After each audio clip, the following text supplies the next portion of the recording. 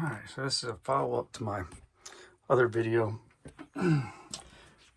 with the issues that I'm having with my inverter here, giandel 2200 watt inverter. The what I'm having issues with is there in the background. What I've done is I've pulled my old 2200 watt inverter out, plugged it up using the same plugs, same wiring as before. All I've done is just swapped it out, and I've had to plug an extension cord into this one because it doesn't have the hardwire capability. But I've just got an extension cable coming up in here, and you can be able to see that with this inverter I only run like 110 volts.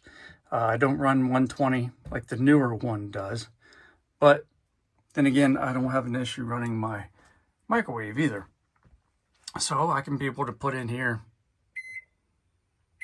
30 seconds. I've got a bowl of water in there in case anybody wants to know.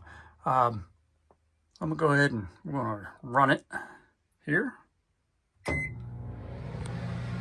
my voltages. Voltage drops down a little bit.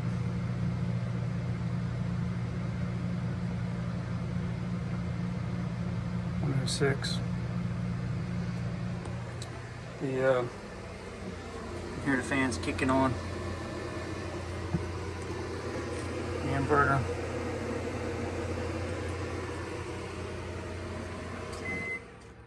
But yeah, this is the same setup as the other one with that newer inverter that just does not want to run on microwave apparently. Thanks, guys.